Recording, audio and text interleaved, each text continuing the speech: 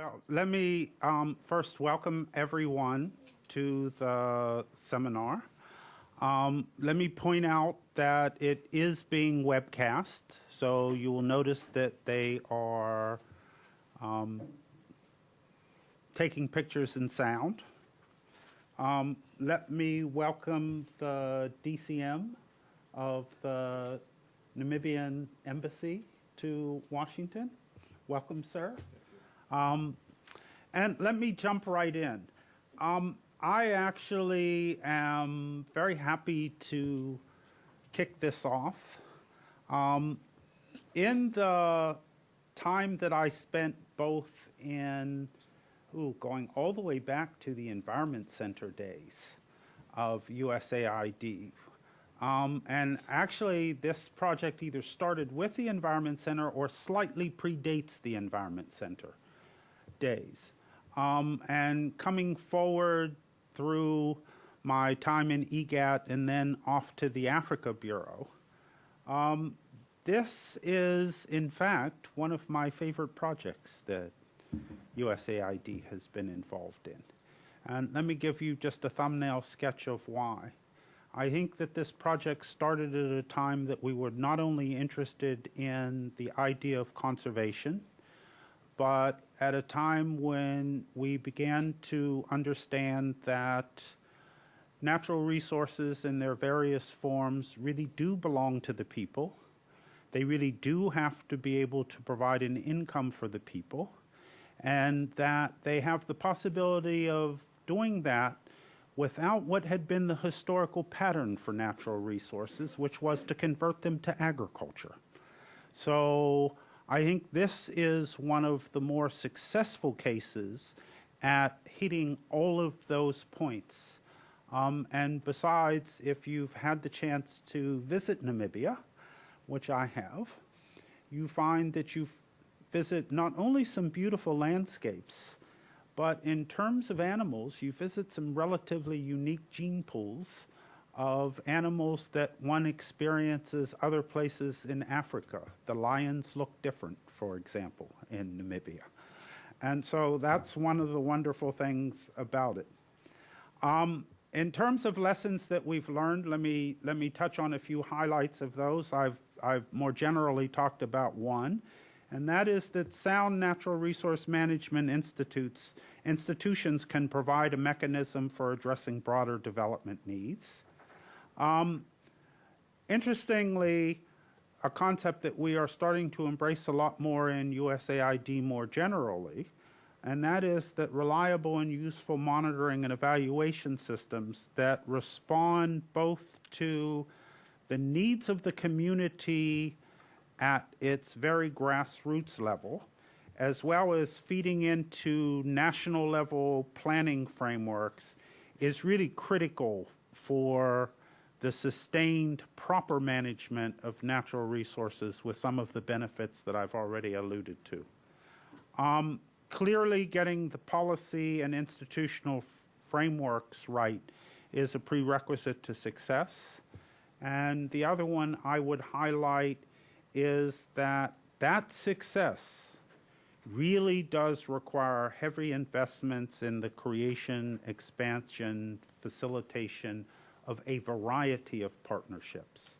And that success is not easy, I think, primarily because of that variety of partnerships and the fact that people often don't spend enough time on those partnerships.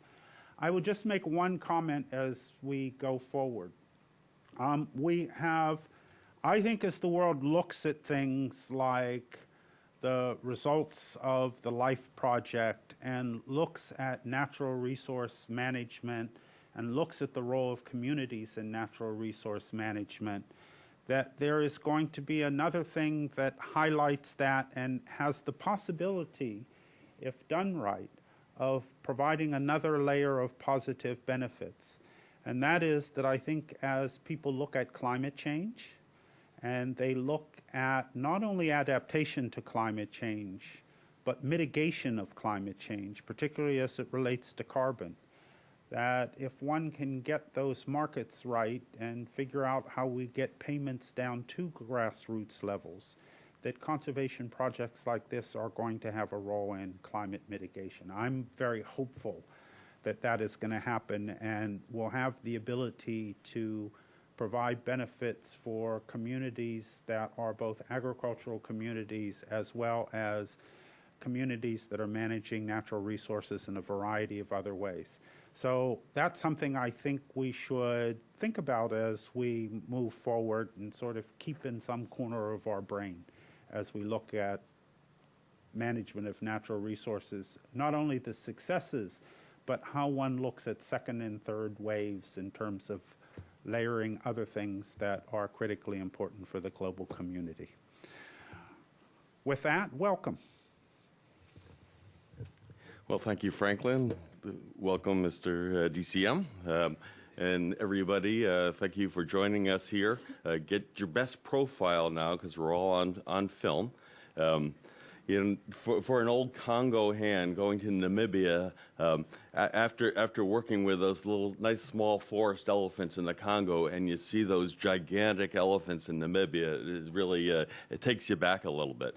But as Franklin said, I think the Namibia Sybian RM program and the LIFE program, I think is it's considered by us as the preeminent community-based conservation program in the world. I really think it's the best in class. It really has pushed the envelope on reaching to the community level with the decentralization model. I mean, it's also, the Namibia program, I think, is a prime model for how foreign assistance can really help rural peoples to realize the full value of natural resources.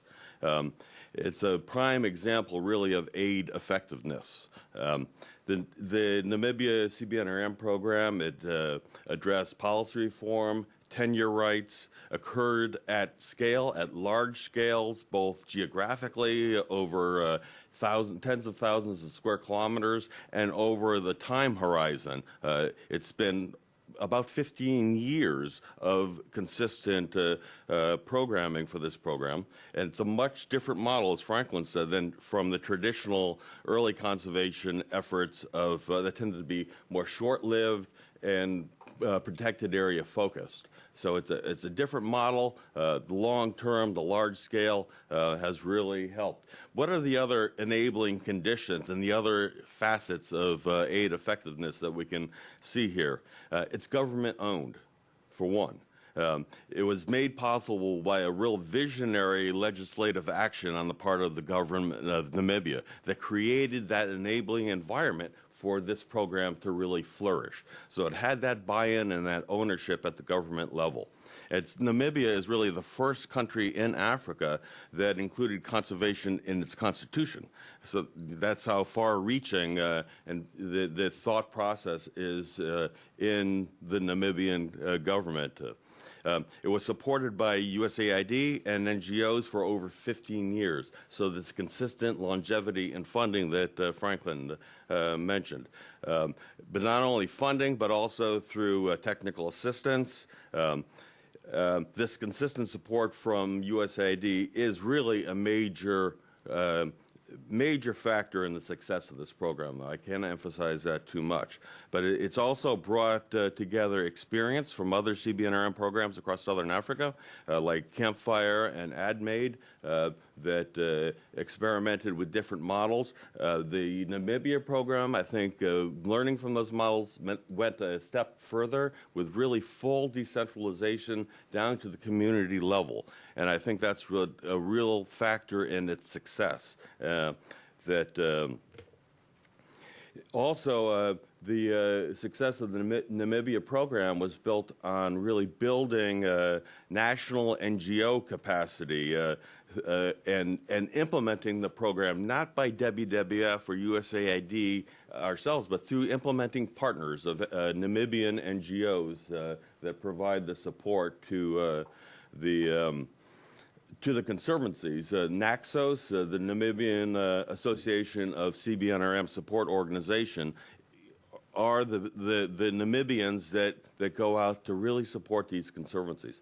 Another factor in this program is the empowerment of women that take on leadership roles in the conservancies.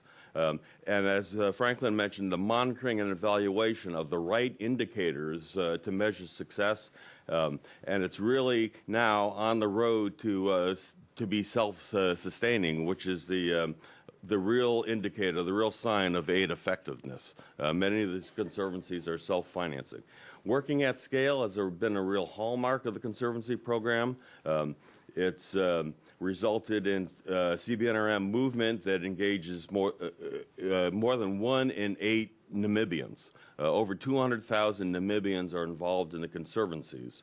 And it continues to grow. It's a program that's not just working at community-based conservation or wildlife management, it's empowering civil society, which is a key aspect of this to promote good governance. The successes are being extended beyond the national boundaries to a number of countries in southern and eastern Africa, and WWF is promoting the sharing of the lessons learned and approaches to other priority conservation areas. For instance, today there's a delegation of 12 Mongolians, including high-level government ministers and community members, visiting Namibia to learn from the model of Namibia to see how it can be adapted to the context in Mongolia. And the rarity, really, of North Americans going to Africa to learn from Africans in the northern Great Plains. In this country, in the United States, ranchers, landowners, Native Americans, land managers have made several visits to the Namibia Conservancy program to learn the lessons, how they can benefit from natural resource management on their lands. But that's enough. Today's presenters, our first speaker is John Kazona of the Integrated Rural Development and Nature Conservation NGO. It's a Namibian NGO. And in many ways, John's life has been shaped by the evolution of the Sybian RM program in Namibia. He was born and raised in one of the conservancies, Sesfontein. As a conservationist, he's now the deputy director of IRD&C. And as a professional who's attained the respect of his peers, he's now the chairperson of NACSO, the NGO consortium that supports the program. His life story in Sybian in Namibia is being shared in the forthcoming TED conference, where he'll share the main stage with the likes of Bill Gates and others that I really hope really understands that conservation is more than protected areas and animals, but it's people as well, and I think that message will come off very clear. John was also featured in the landmark film Milking the Rhino that I think many of you know. Patricia Schreier, my colleague from WWF in Namibia. Patricia started her Sybian RM career in 1996, where she started with WWF supporting the first conservancy, the Nainai Conservancy in Namibia. Then she worked for the Rosling Foundation, a national NGO, as a trainer. And based on her experience, she then also worked for USAID as a CTO for the Life Plus program. And then she came back to WWF just last year in 2008 as the team leader for the USAID WWF funding COPASA project that she's going to talk about. So I think that's enough. And John, I think the floor is yours. Yeah, thank you very much, Richard. Let me first of all recognize the presence of Deputy Chief of Mission from Namibia. And I also would like to recognize the presence of Franklin and the audience here. Today, my colleague Patricia Schreier and I am going to discuss the Namibian Sybian RM programs with you. And before we do that, I would like to start off with my personal stories on how I got involved in conservation.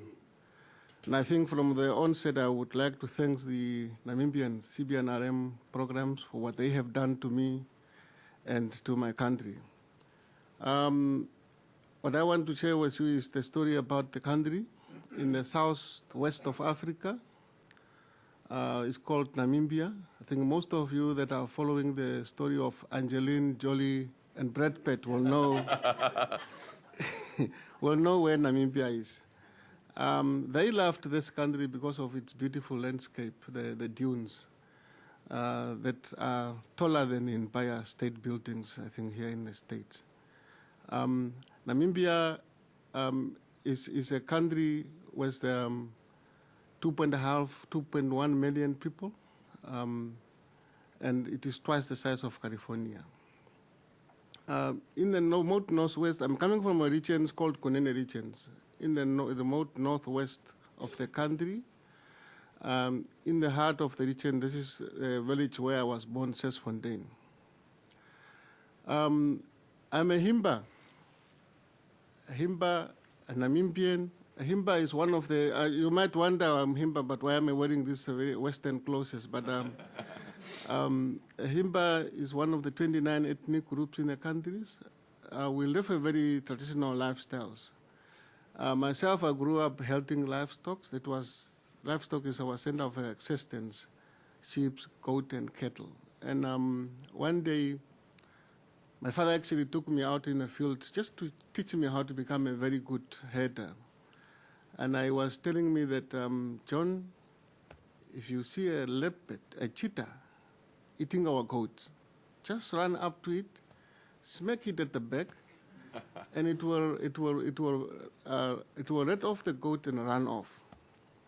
But if you see a lion, don't run, because if you run, that lion will chase you and kill you.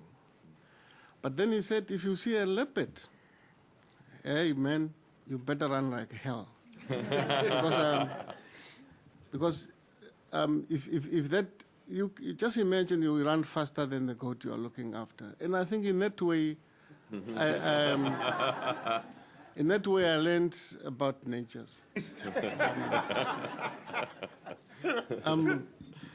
And I think in addition of being a Himba, being a Namibian, I'm also sort of a trained conservationist. You don't want to hear whether I have got PhD in conservation, but I have a PhD in conservation from childhood. But I think knowing what to run from and knowing what to confront is very important for both conservationists and herder. I was born in 1971. During that time, we lived under a colonial apartheid regime. The white farmers in Namibia, they could hunt and graze as they wished. But we blacks, we were not regarded as responsible enough to use these animals. Whenever you tried to hunt, either to protect your livestock or to hunt to bring something to your house, you were regarded as a poacher. And as a result, you were locked up, put up in jail. During the same period, I think there was a war between the 1966 and 1990. There was a war for control over our country. From the US and Soviet Union. There were a lot of things happening during the times. You know that during war times there are always rifles around. The British 003 were all over the countries. And in most instances, the army, they actually hunted these valuable species like elephant and rhinos. And they could sell it for anything between $5,000 a kilo. And as a result, wildlife were almost extinct. And then during the same years, we really experienced a very big drought in the country as well, where almost it wiped out everything that was left behind. My family's livestock was nearly extinct. And I remember one night a skinny, hungry leopard coming into our neighbor's home and taking out a sleeping child out of the bed, and I actually killed it. Yeah, the leopard was killed afterward, but I think we know that the leopard was actually just doing what he was meant to be doing. Because for a leopard, a human being is just another piece of meat. So, and that leopard was killed, but we all know that I think it was because of it was looking for its own prey to prey on. And I think as a child, there was nothing left for me again to look after. And my father decided, let me get rid of this boy, send him off to school. Maybe he will become something. And I was sent off to school. The same year I went to school, my father got a job with one of the non-governmental organizations, Integrated Rural Development and Nature Conservation. It's IRDNC. I think the people of IRDNC, they've been working in the area. It was one of the NGOs that was working in the communities for quite a long time. They have built trust with the local community, the headmen, like our headman, Joshua Kangombe. He saw what was happening. Wildlife was just disappearing in front of him. The situation seemed very hopeless. Death and despair surrounded everybody in the villages. But even the communities and poachers, to some extent, they saw this happening and they actually wanted the wildlife to return back. The founder of IDNC actually approached the headman and said, what if we provide some payments to the people that you trust that can become community game guards? Do you know anyone in the community that know the bush very well, that know the wildlife very well, that can actually look after these animals? And the headman said, yes, I do. Who are these guys? Our poachers. These are the people that know the field. Oh, poachers. Oh, it doesn't sound good, but anyway. And one of the people that he was referring to was my father. My father has been a poacher. This is how he brought us up. We're eating things like elephants, rhinos. To us, elephant is just meat. It's a big meat. It used to be a big meat during those days. And he was made a community game guard, now put in controls to monitor other poachers, also monitor wildlife. So he actually became part of the people that were working around changing the attitude of the community to actually look after wildlife. And in the end, with all these changes, our community started seeing that wildlife is almost like our gold. And they are more valuable alive than putting them in a cooking pot.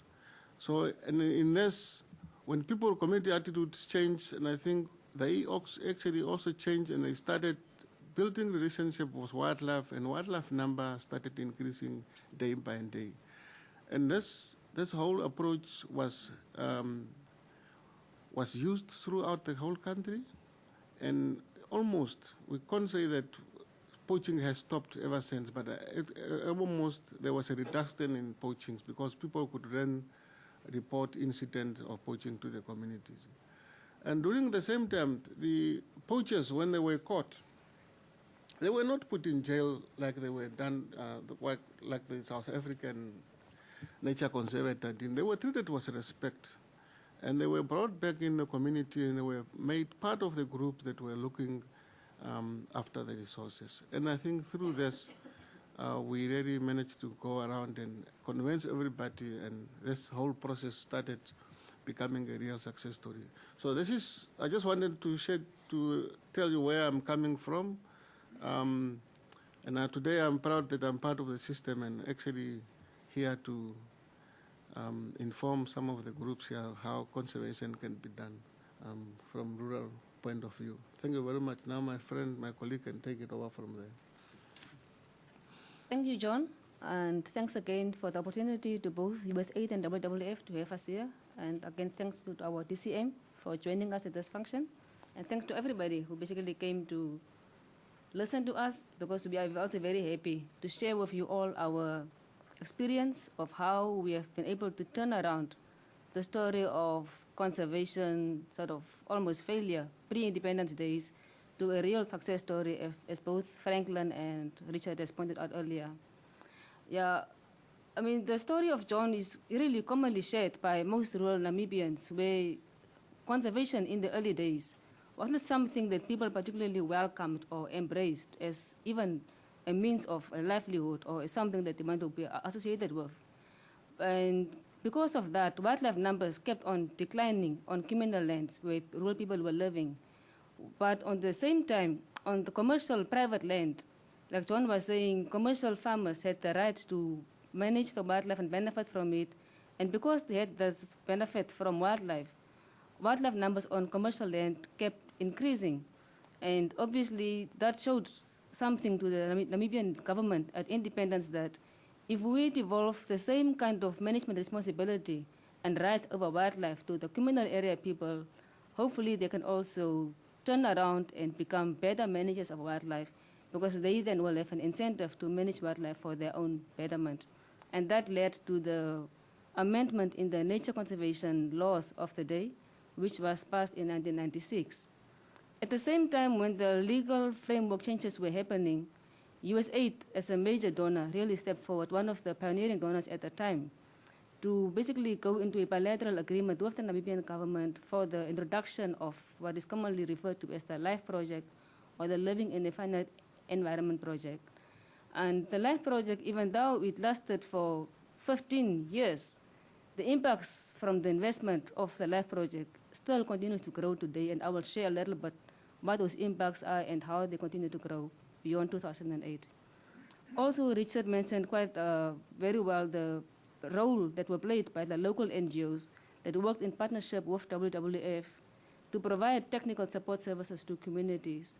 So it's really the combination of an enabling legal framework, sustained donor support, and the presence of technical support services to communities that have led to the growth of what is commonly referred to as the Namibia National Community-Based Resource Management Program. And if I may just quickly explain really what we mean by Sybian RM, which is a terminology that is widely used all over the world but might mean different things to different people. In our context, the philosophy behind Sybian RM really is based on the principle that if you give management responsibility to communities who live with wildlife or other resources in such a way that they are able to manage it for their own benefit in terms of both financial and economic returns, they will have enough of an incentive to look after the resource both for themselves and future generations. And that really has led to the growth of conservancies, because conservancies in our context has been the mechanism through which Sybian RM was implemented in Namibia. And also with the granting of rights, obviously came the responsibilities and requirements under what kind of circumstances people could qualify to be given these rights. For example, they needed to define themselves as to who and what is a community, because it's also difficult for any outsider to really know who the community is. So the concept of what a community is was totally self-defined by the community. The decision to form a conservancy was entirely voluntarily done by the community. It was not something that either government or USAID or NGOs would decide that this area should not be declared a conservancy. It was entirely voluntarily done by the community themselves. They obviously needed to negotiate their boundaries with their neighboring communities. And through the boundary negotiations, I think that is how the word spread all over the country, and conservancies multiplied in their numbers like they did. The only other requirement also by government was that communities needed to demonstrate through development of wildlife management plans how they intend to actually manage the wildlife in terms of people's involvement in decision-making through, obviously, their constitution. They also needed to demonstrate how they intend to share equitably all the revenue that are generated through the wildlife management and tourism. So it was not just a matter of granting rights, but there were also quite a lot of responsibility on the shoulders of these communities to demonstrate that they are ready to take responsibility and to basically look after their wildlife. As I said, also as mentioned previously, conservancies became very popular in Namibia, and as at present we have about 59 legally registered conservancies. These are communities that have basically met all the legal requirements to apply to government for legal status, and they've been granted the status. In terms of area size, conservancies covering up currently about 16.8% of Namibia is exactly the same amount of land that is currently under protected areas, and that is the areas shown in brown. Conservancies are the ones shown in blue, and in green. Now, that land mass combined is really doubling the amount of land under active conservation management. And that is quite remarkable for us. Also, the location of conservancies tend to be near and around parks. In that way, they provide a buffer zone for wildlife movements as well as wildlife corridors. So it's really not just a matter of setting up units, but it's also linking them to park management and potentially enhancing what is possible through park management. In terms of impacts, it was previously already mentioned that conservancies not only became wildlife management units, but they also are really social units through which grassroots democracy have been strengthened, because people are now able to actively take part in decision-making in how to manage wildlife, how to utilize wildlife, and then what to use the wildlife revenue for. So also, conservancies as organized bodies have been able to represent their members on what we call rural development coordinating committees or communal land boards. These are government structures at the sub-national level responsible for broader development planning. So even though these conservancies were set up for wildlife management, they started to play a much more bigger role beyond wildlife management in terms of broader rural development planning.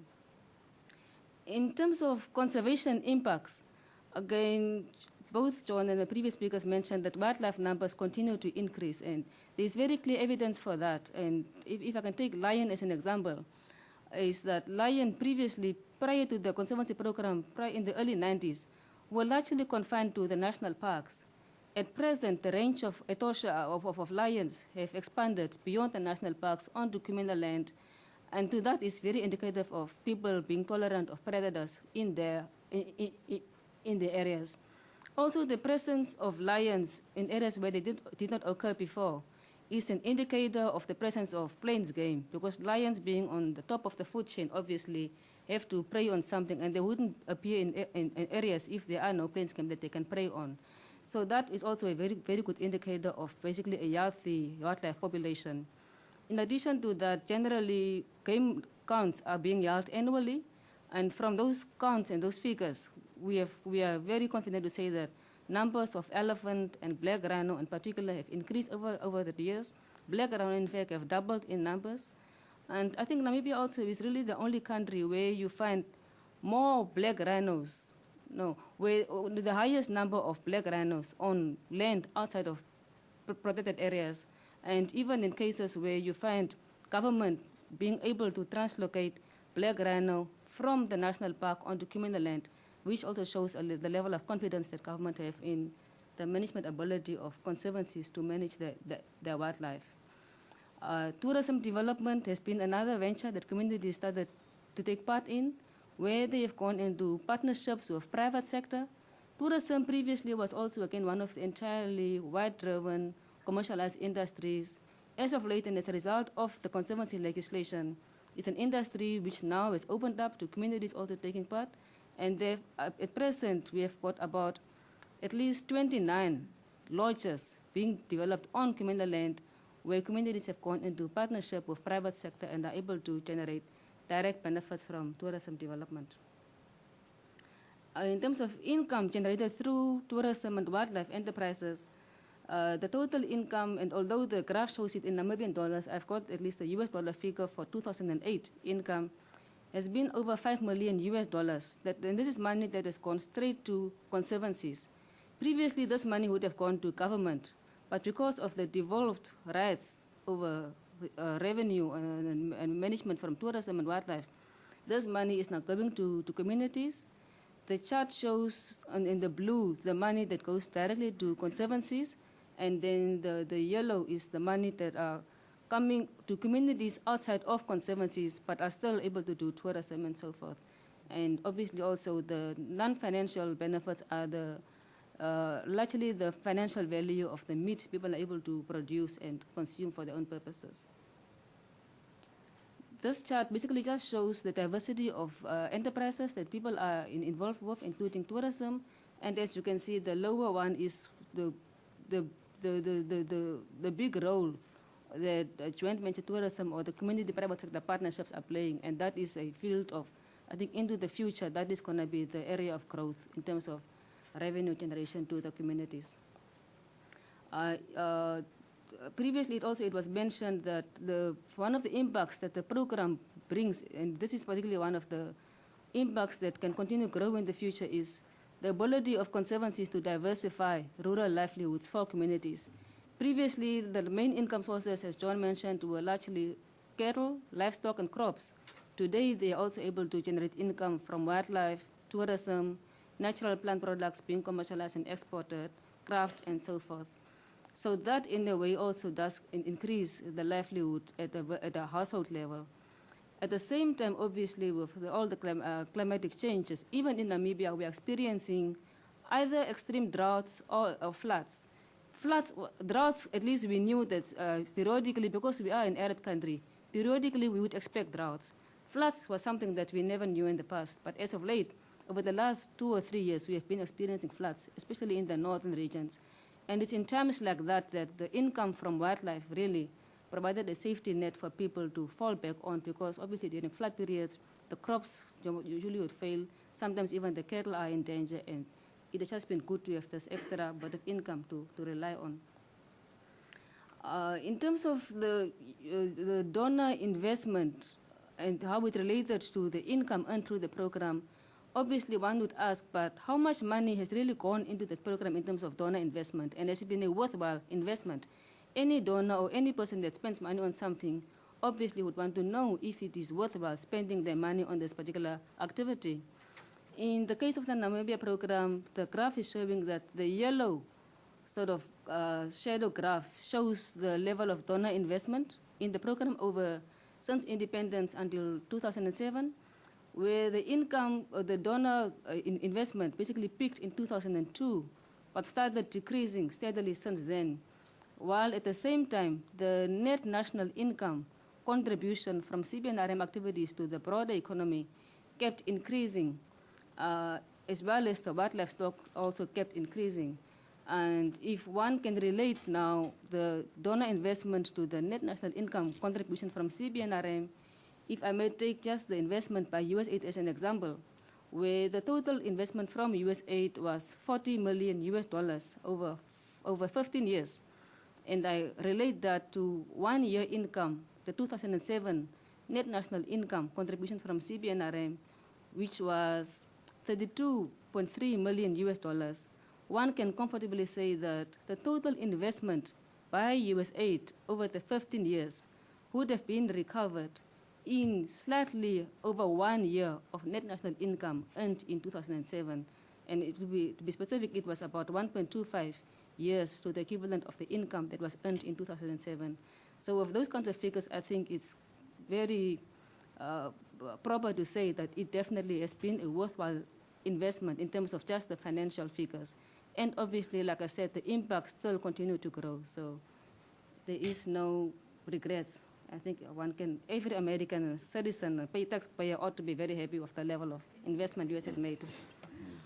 The return on investment also was again another indicator, and one of the things that really attracted, I believe, the Millennium Challenge Corporation to identify the tourism component or the tourism sector in Namibia on Kumina land to be a worthwhile sector to invest in and to support. And I believe there might be some MCC representatives here, and I would just to mention that the MCC is really going to build on the foundation that was laid by USAID over the 15 years, and through that continue to expand the community private sector partnerships, continue to link conservancies with parks, either through tourism routes between the conservancies and parks, or also hopefully potentially enabling conservancies to be able to get concessions or to compete for concessions inside national parks.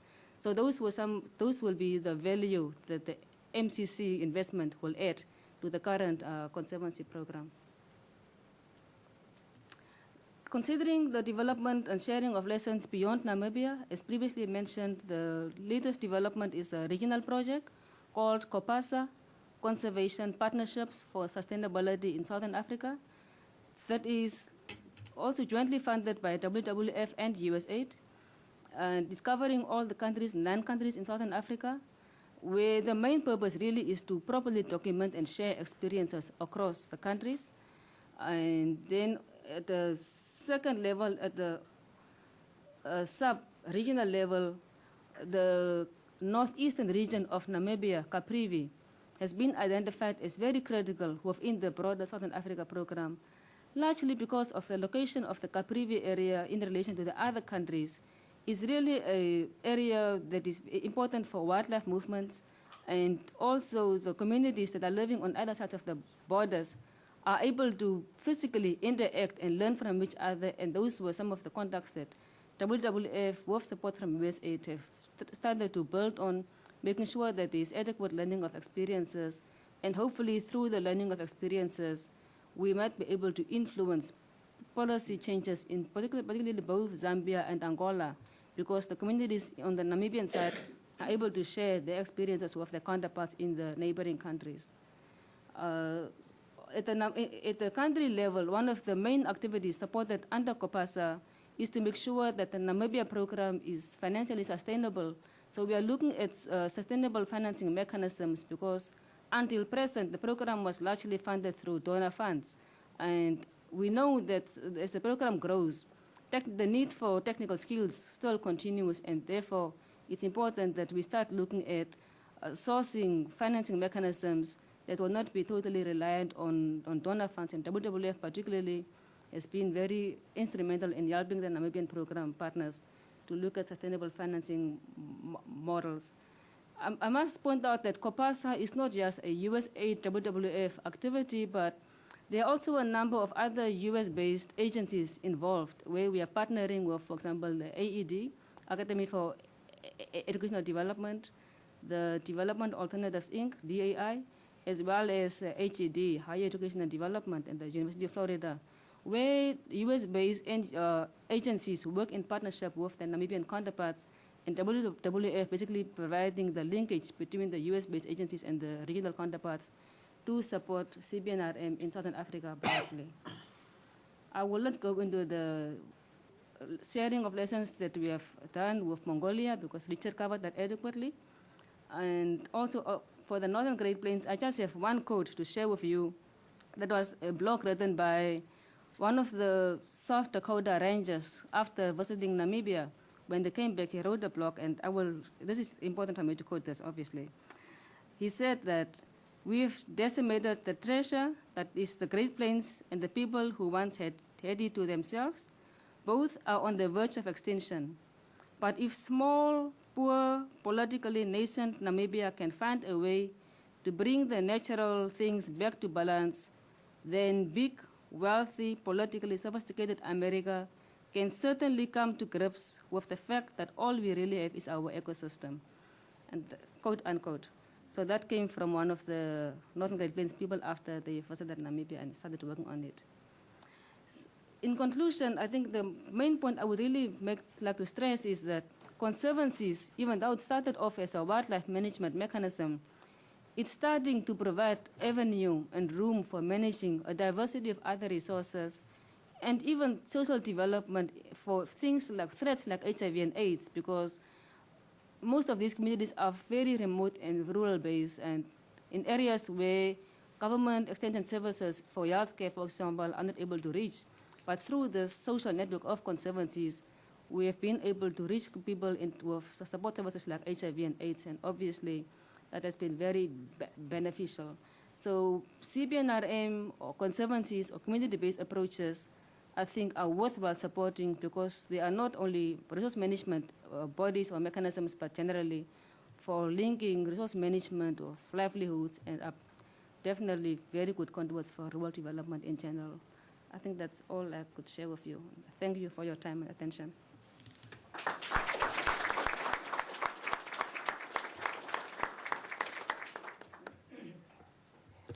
I think thank you very much, John and Patricia. That was a great expose of the successes of Namibia.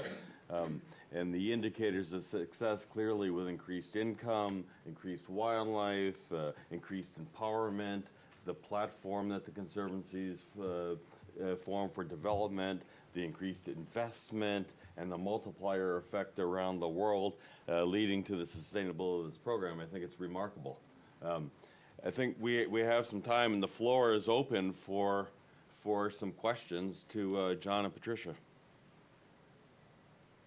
I apologize if your remarks included what I'm going to refer to because it may have gone right over my head. But you didn't mention microfinance because it seemed to me that the community-based approach to shared investment under a microfinance program a la Bangladesh might be very much appropriate for this project. Could you comment on that? Yes, microfinance is not, it is fairly new in Namibia. When we started off, it was largely through supporting the institutional development of the structures themselves. Microfinancing for enterprises is something that is really very new and it's just starting now in some parts of the country, but it is obviously a critical component for growing the enterprise development at the local level. So yes, it is appropriate to the Sybian RM movement as well.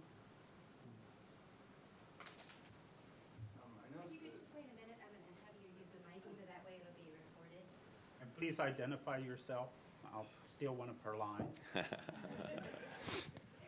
Hi, thank you. My name is Mike Scuia, and I direct a nonprofit called the Center for Rural Empowerment and the Environment. And I noticed the Constitution provided a solid framework for conservation. And I was looking ahead at the revenue and how much is going to come from tourism. I was wondering if there's anything that the government has to say on guidelines for helping communities engage with ecotourism operators. Yeah, at the moment, there are no guidelines for how to engage. It's just the framework is provided and the freedom is there for communities or conservancies to interact with private sector operators. So while there are no guidelines in terms of how to do it, the environment is good enough for them to voluntarily engage with whoever they want to do business with.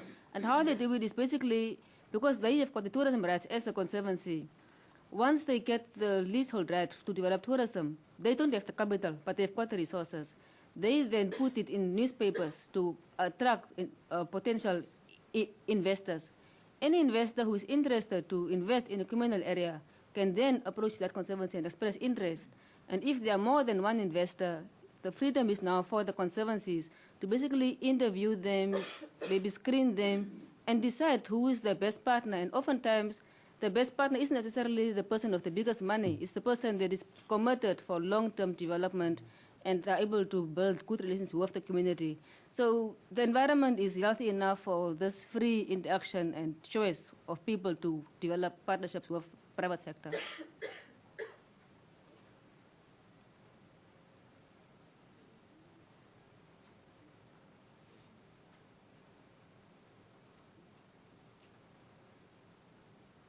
Hello, my name's Elizabeth Ployce. I'm with USAID.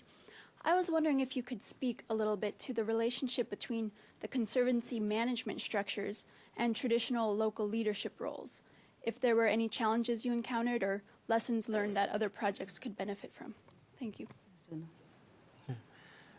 Yeah, conservancies, I think in the beginning there were a bit of push and pull here. Traditional authority were feeling that their power will be taken over by the Conservancy Committee.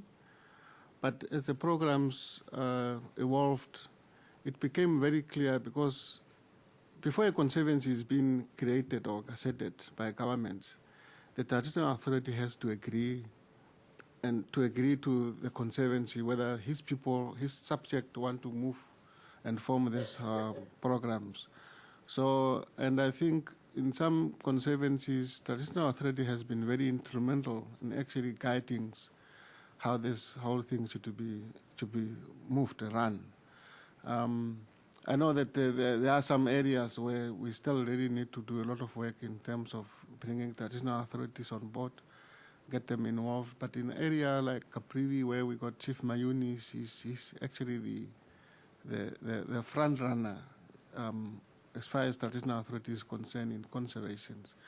But I think they are fully included, they are part of the system, and they are the people, the custodian of the land on which conservancies are operating. So they are fully involved in the whole thing. Thank you.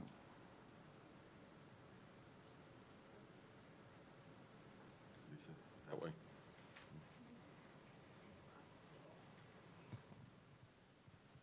My name is Tim Resch. I work for USAID in the Africa Bureau.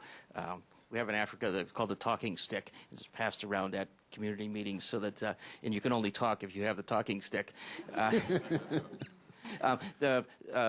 Less of a comment, but or more of a comment than a question. But you might want to the lovely graph almost towards the back end where it noted how the Conservancy is connected with other sectors. I did also want to bring in education and governance as other ways that, and so conservancies have used money, including at the Nainai, to build schools. And then the government, now that the school was built, was providing the teachers. But it was only the Conservancy resources that got that kicked off and provided resources. On the other side, on the governance, one of the early indicators that we liked was that there was more competition for elected posts in conservancies, in part because of access to resources and government representation in conservancy areas increased. And so there was more competition, more, if you will, democratic process that evolved from conservancies over non-conservancy areas where traditional chiefs and leaderships were in force. I don't know if you want to add anything to that, but that was... Totally agreed.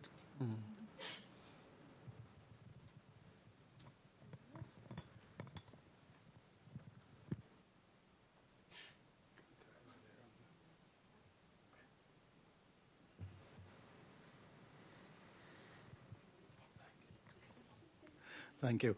My name is Tashoma from HED, Higher Education for Development. Thank you for the excellent and informative presentation. My question is whether this success, whether the program is relating itself to universities or higher education institutions, be it in terms of improving their curriculum, making it more relevant, or in the development of human resource for the country and the region. I'm very happy you asked that question because I briefly, because of the time constraint, I mentioned that we are partnering with HED. Actually, the program that we are partnering with the HED on is in partnership with the way the HED is involving the University of Florida, who is working with about initially four universities in the region, but then also through WWF support, we've added another 4. So at least 8 universities in the region will be supported through a partnership between WWF and University of Florida, and supported by HED, to specifically look at the curriculum of those 8 universities and colleges to make sure that the Sybian RM learning and experience is well mainstreamed within the curriculum, because many of the students that come out of these universities end up being the government officers or NGO officers that are supposed to provide extension services to the rural communities that are implementing Sybian RM. And so it's very important that from an early age, students are fully informed and are well aware of Sybian RM. So that is a critical component that is supported under the COPASA project, and we obviously work very closely with HED on this. So that is very, very important for us as well.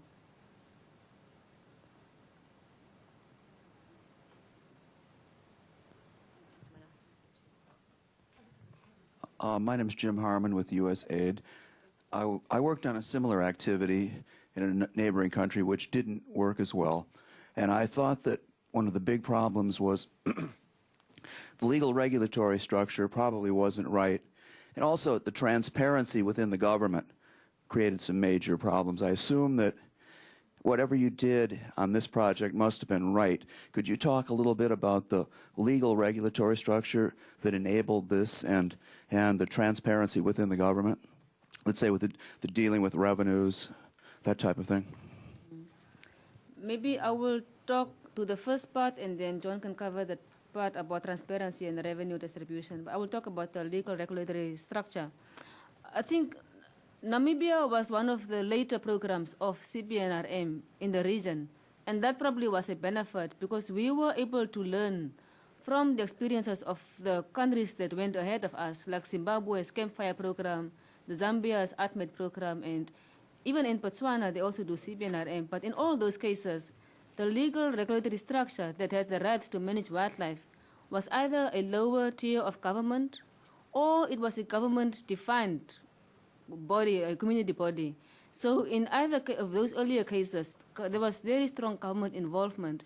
And when we after independence, the first things we did was exchange visits. I was telling Lisa yesterday that I cannot even imagine the number of visits that Namibians did across to Zambia, to Zimbabwe, to Botswana, to basically learn what is this thing called Sybian RM, how are they doing it? And from those visits, we decided that we're going to do it slightly better to make sure that there is strong community ownership and involvement, not only because of a chief being nice to the community or the government being nice, but to actually make it part of a legal foundation. And that is what led to the actual amendment of the Nature Conservation Act. And the one thing that also helped us was that USAID funding was available already in 1993. So we were, and this was a totally new model. The only models people knew were the campfire kind of model. Conservancies where legal rights are devolved to the community level instead of a lower government level was totally new. So we were able to pilot this new model even before the laws were changed. And the experiences from the pilot studies were so successful that we could use that as a basis for motivating the change in law, because the law only was changed in 1998 and in 1996. And that is really what worked very well for us. Learning from the neighbors, improving on it, piloting, showing success before you amend the legislation. That is really what made it happen for us. And maybe John can talk about the revenue issues now. I think in terms of revenue, we have got a very flexible, transparent financial accounting system in conservancies, whereby it's part of the ministry's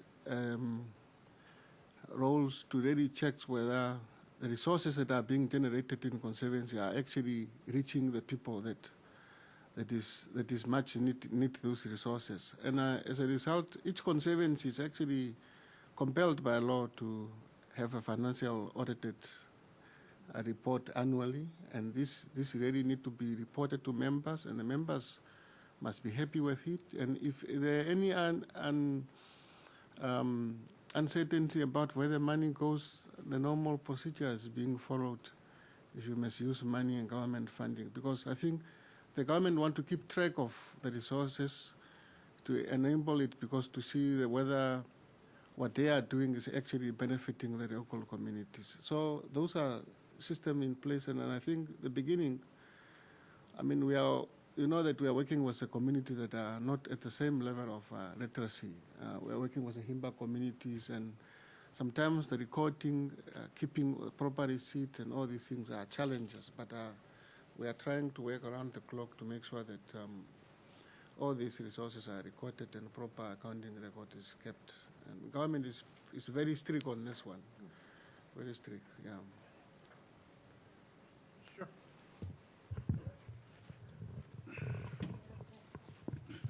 There's one here, thank you. Good morning. Thank you for inviting us, colleagues John and Patricia. I'm sorry for coming late. Oh, sure. I was trying to find the building. Anyway, I'm glad to see my colleagues from the MCC kids here. I just wanted to add one or two things on government involvement.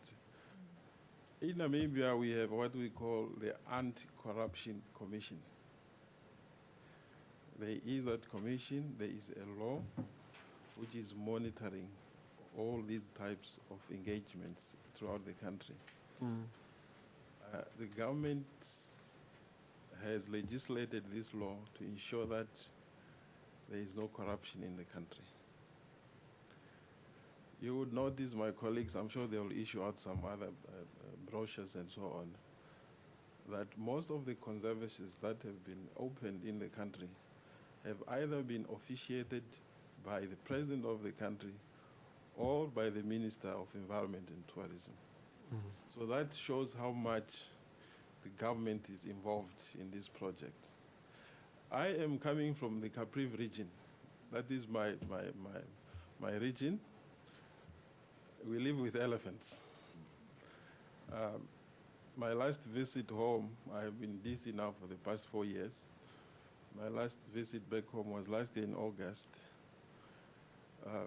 I met my sister, who is the one that comes after me. They are actually trying to create a conservancy. I'm sure they might have approached you already.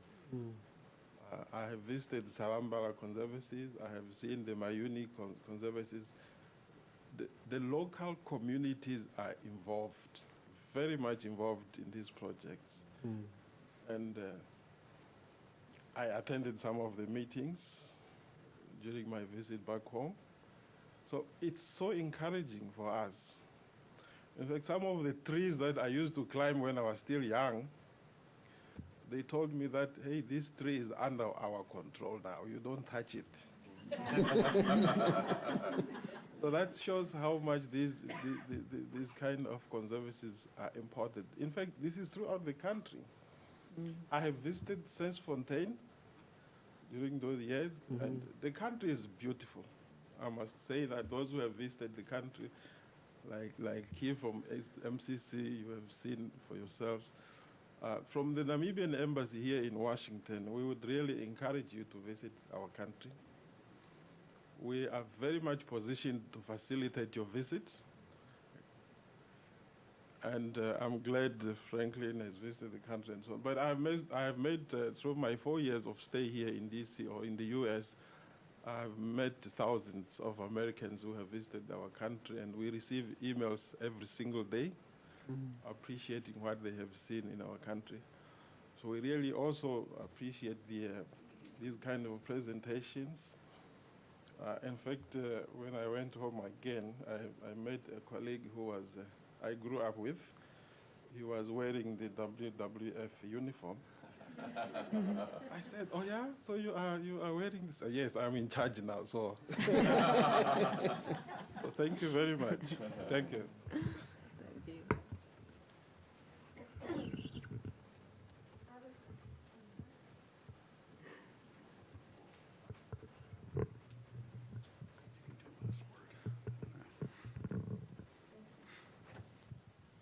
I'm Antoinette Kondo. I'm at the U.S. State Department.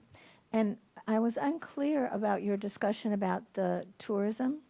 So are the conservancies, has there been, and with the Ministry of Tourism from Namibia, has there been some criteria of sustainable tourism products and operations, or is everybody just kind of doing their own thing? I can start, but John can add little. It's what the government really does is provide the policy and legal framework, and within the policy, it generally, in terms of its principles and objectives, does set out Namibia as a arid country, very fragile environment, and therefore commonly the country across the national level does promote sort of the high income, low volume kind of tourism, but there is no prescribed guideline like you must do this. But also in that free sort of legal environment, the tourism investors themselves generally know that that is probably their competitive advantage to develop these exclusive high-end tourism products, because that is really what sells abroad. And that sort of distincts Namibia from the competing destinations like South Africa, Kenya, Tanzania, and so forth. So that is our, to go small but big in income has been the sort of commonly promoted model, and that is also what is happening in conservancies generally. I don't know if I answered your question, but... Yeah. So are they, I understand the high-end and small products from small areas. So they are controlling the number of people coming in. And what about siting and building material